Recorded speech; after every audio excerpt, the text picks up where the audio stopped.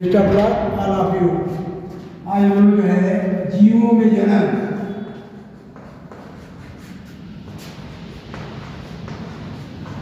जीवों में जन्म अर्थात रिप्रोडक्शन,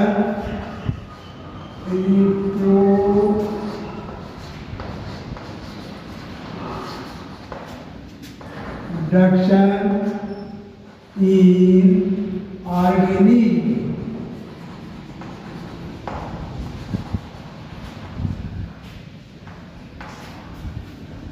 के बारे में अध्ययन करेंगे। जनन है क्या? जनन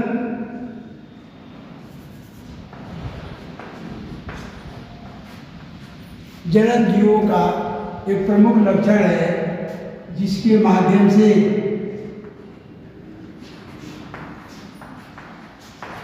जनन जीवों का एक प्रमुख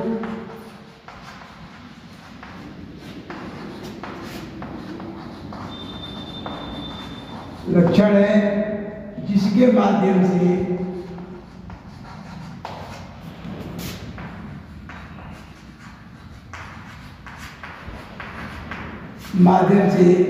प्रत्येक जीव अपनी वंश वृद्धि करके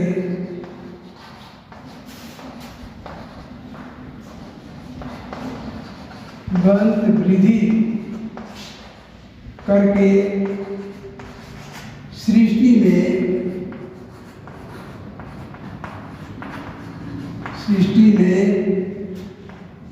अपने जात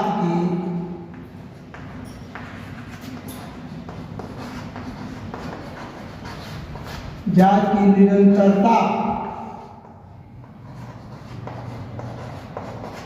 को बनाए रखता है।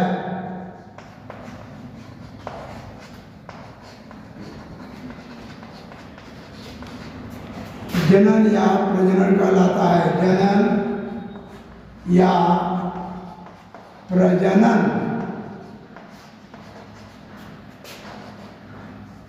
कहलाता है।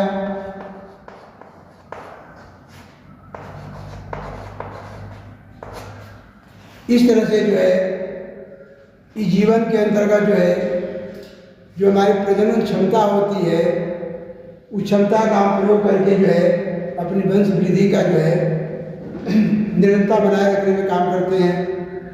इस जनन की जो है दो विधियां हैं। पहला आपका जो है अलैंगिक प्रजनन और लैंगिक जनन, जिसे कहते हैं सेक्सुअल रिप्रोडक्शन।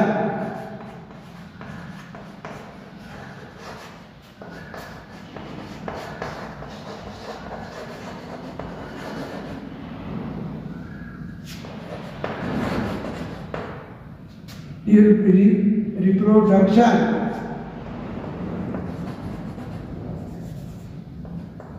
और दूसरा आपका है लैंगिक प्रजनन।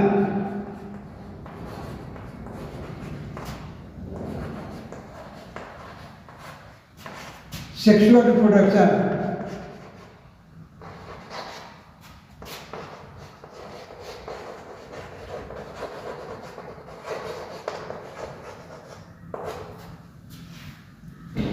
इस तरह से हमारे जो है प्रजनन की दो विधियां हैं जिसमें हम सबसे पहले जो है एसेक्सुअल रिप्रोडक्शन के बारे में अध्ययन करेंगे।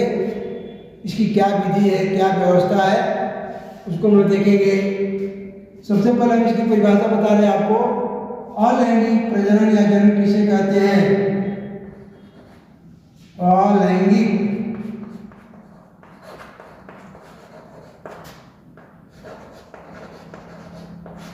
जनन। अलैंगिक जनन वह क्रिया है जिसके माध्यम से नई संतान की उत्पत्ति, नई संतान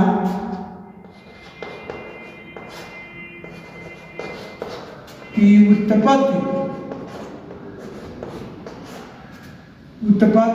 एकल जनक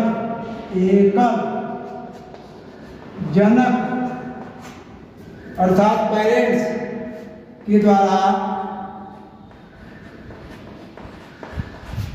होता है।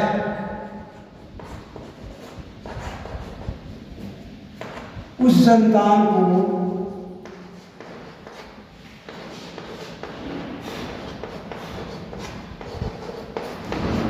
को क्लोन, शब्द है आपका क्लोन कहते हैं।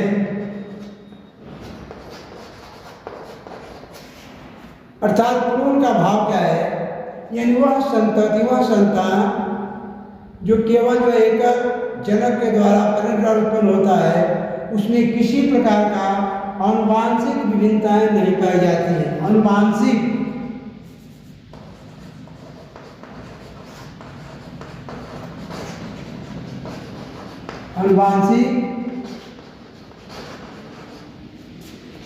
विभिन्नताएं नहीं पाई जाती है।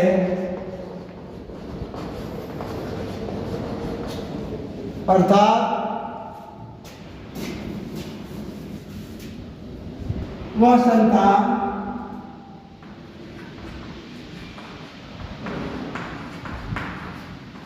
बिल्कुल अपने जनक की बात होता है, बिल्कुल अपने जनक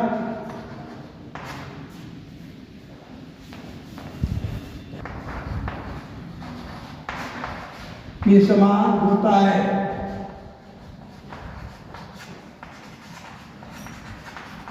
उसे क्लोन कहते हैं।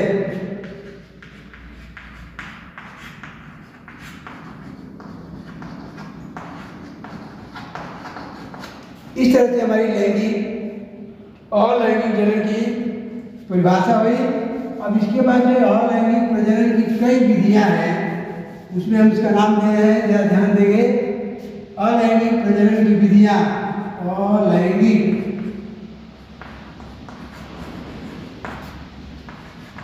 प्रजनन की विधियां ये निम्नलिखित प्रकार के हैं। पहला इसमें आपका है द्विखंडन।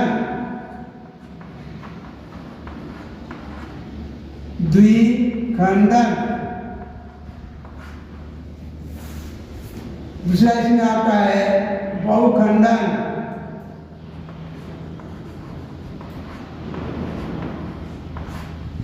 तीसरा इसमें आपका है बीजाणु जनन।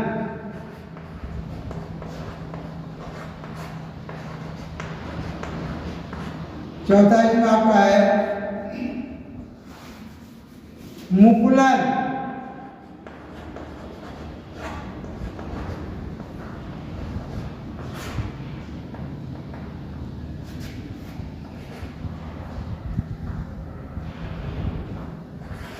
पांचवा आपका हो जाएगा इसमें पुनरुद्भवन।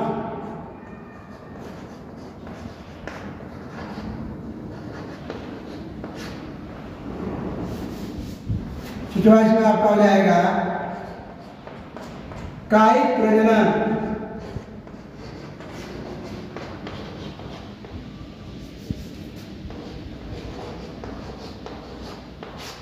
इस तरह से हमारी जो है अलैंगिक प्रजनन की जो है अनेक विधियां हैं, जिसमें हम सबसे पहले जो है द्विखंडन विधि है क्या, इसके बारे में देखेंगे। द्विखंडन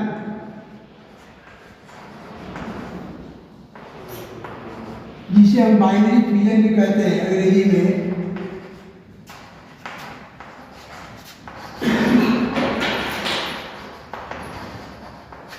बाइनरी फिजन यह मुख्य रूप से जो है द्विखंडन विधि जो होती है एक कोशिकीय जीवों में विशेषकर होता है, जिसे आपका उदाहरण लेंगे अमीबा। इस तरह के जो है कोशिकीय प्राणी के अंदर जो है ये अमीबा का हमारा कोई निश्चित आकार नहीं होता है। इस अमीबा के अंदर ही आप देखते हैं कि हमारा जो है यह केंद्रक है, जीवद्रव,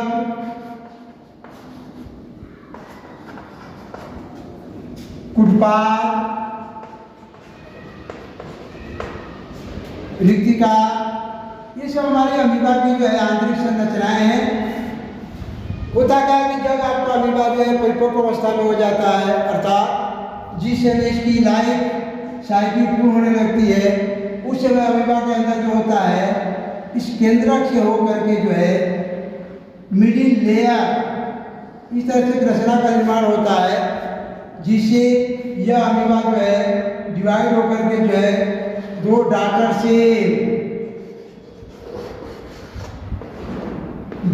सेल में परिवर्तित हो जाती है और ये प्रत्येक डॉटर सेल जो होती है नए जीव की उत्पत्ति पूर्ण करता है। इस तरह से जो है ये जो जनक जीव है, उस जनक जीव का प्रजनन के बाद जो है इसका अस्तित्व समाप्त हो जाता है, अर्थात वो जो पुराना उसका अमीबा पेरेंट था अब वो समाप्त होकर के जो है नए अमीबा के रूप में वह निर्मित हो जाता है। इस विधि को हम लोग कहते हैं द्विखंडन या बाइनरी फ्यूजन। इसी तरह से जो है मल्टीफ्यूजन, द्विखंडन की जगह पर जो है दूसरा उसमें है आपका बहुखंडन।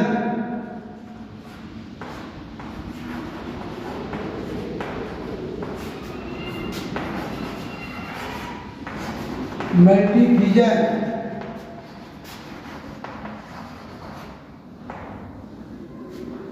इसके अंतर्गत क्या होता है कि जब जलाशय के अंदर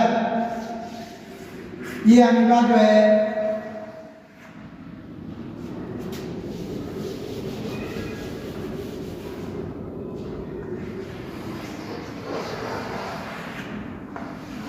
पूर्ण रूपेण जो है अपनी क्रिया पूर्ण करते हुए एक ऐसे स्टेज पर आता है जिस समय इसके केंद्रक से होकर के कई टुकड़े हो जाते हैं और प्रत्येक टुकड़े में लेश मात्र भी केंद्रक की उपस्थिति हो जाती है और प्रत्येक केंद्र जीव पार्ट जो होता है एक नए अमीबा का निर्माण कर लेता है।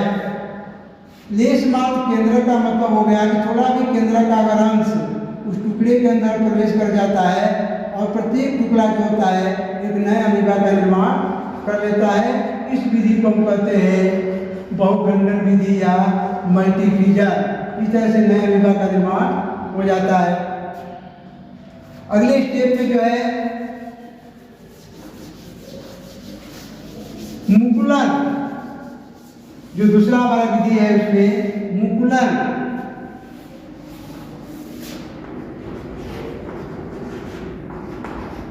जिसको अंग्रेजी में कहते हैं बडी।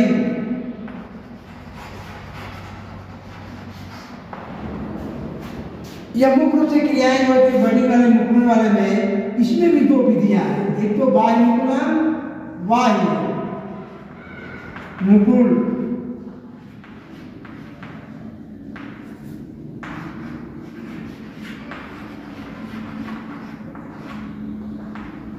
बाह्य मुकुलन, और दूसरा इसमें होता है आपका आंतरिक मुकुलन।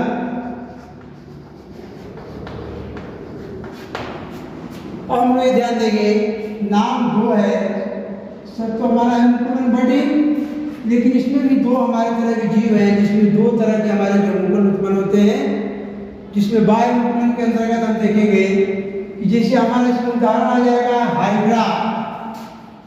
हाइड्रा आप देखते हैं सिलेंट्रेटासन का प्राणी है। हम सभी लोग पिछली कक्षा में इसके बारे में अध्ययन कर चुके हैं। हाइड्रा हमारा जो सिलेंट्रेटासन का प्राणी है। इसके ऊपर जो 7 से 8 स्पर्शक ऐसे निकले रहते हैं। इसके ऊपरी भाग को कहते हैं हाइपोस्टोम। हाइपोस्टोम जो एक मुख की भांति कार्य करता है, मुख। और इसी पर लगे हुए संख्या में जो है 7 से 8 ये हमारे जो है टेंटिकल या इसको कहते हैं हिंदी में स्पर्शक, निकले होते हैं। इस तरह से सिलेंडर असंख्य प्राणी में आपका हाइड्रा है। दूसरा आपका उदाहरण जैसे ईस्ट, जो सूक्ष्म जीवाणु है ईस्ट, इन दोनों के अंदर जो होता है या मुकुलन विधि के द्वारा जो है प्रजनन संपन्न होता है। इस क्रिया में क्या होता है कि जब हाइड्रा आपका परिपक्व अवस्था में पहुंचता है तो इसकी बाहरी सतह पर एक छोटा सा उभार उत्पन्न होता है जिसको हम कहते हैं बॉड यानी कली। उसको हम क्या कहते हैं? कली, या अंग्रेजी में इसी को हम कहते हैं बॉड। धीरे धीरे हमारा कली रूप में जो रचना है, एक छोटी सी जो उभार के रूप में रचना है, यह रचना धीरे धीरे बड़ी होती जाती है और एक स्थिति ऐसी आती है कि एक शिशु हाइड्रा के रूप में परिवर्तित हो जाता है और उसके ऊपर भी आप ये टेंटिकुलर स्पर्शक निकल जाते हैं और आगे चल करके यही जो है बुकुल के रूप में रचना जो होती है अपने मात्र आधार से अलग होकर के जो है नए हाइड्रा के रूप में परिवर्तित हो जाता है। इस तरह से इसको हम कहेंगे बाह्य मुकुलन। दूसरे नंबर पर हमारा है आंतरिक मुकुलन। हम ध्यान देंगे उस जंतु का नाम क्या है? स्पांजिला। आंतरिक मुकुलन के उदाहरण में हमारा जो है स्पांजिला। यह आपका जो है समुद्री प्राणी होता है और इसके भीतरी भाग में उसका आकार देखेंगे बाह्य संरचना में स्पांजिला का, तो जिससे लगता है कि झालर जैसी रचनाएं हैं। और इसके बाद इसमें होता क्या है कि सबसे इसके बाहरी भाग में, भीतरी भाग में, बाहरी भाग का छोड़ करके केवल इसके भीतरी भाग में internal structure leading to protoplasm. इसके बाहरी भाग के अंदर जो होता है एक हल्के से घड़े जैसी रचना का निर्माण होता है। इस घड़े जैसी रचना का निर्माण होता है। इसके बाहरी सतह के ऊपर जो है ऐसे कांटे जैसी जो है कांटेदार रचनाएं निकलती हैं, बनी होती हैं, जो उसके जो है कली के रूप में रचना का सुरक्षा प्रदान करती है। कभी कभी जैसे हम लोग घोड़े का चिन्ह बनाते हैं उस तरह के भी कांटे की संरचनाएं होती हैं और इसके अंदर जो है ये उभार जैसी जो कली जैसी रचनाएं होती है यह हाइड्रा की अपेक्षा थोड़ा सा जटिल क्रिया है जो कि इंटरनल पोर्शन में होता है। इस वजह से इसको कहते हैं आंतरिक मुकुलन। और धीरे से जो है अनुकूल वातावरण आते ही अनुकूल वातावरण आते ही यह आपका जो उभरा हुआ भाग जो आंतरिक भाग में ये दीवारें टूट जाती हैं और टूटने के बाद यह स्वतः अलग जो है स्पांजिला का निर्माण कर लेता है। इस तरह से हमारे जो है बाह्य मुकुलन के बाद आंतरिक मुकुलन क्रिया भी जो है होती है। यह भी आपका नेचुरली है। इसमें किसी जो है दो जनक की आवश्यकता नहीं होती है, केवल जो है सिंगल पेरेंट्स यानी एकल जनक के द्वारा जो है ये संतान की उत्पत्ति होती है, जिससे सृष्टि के अंदर जो है इस सूक्ष्म जीवों का अस्तित्व बना रहता है। Thank you.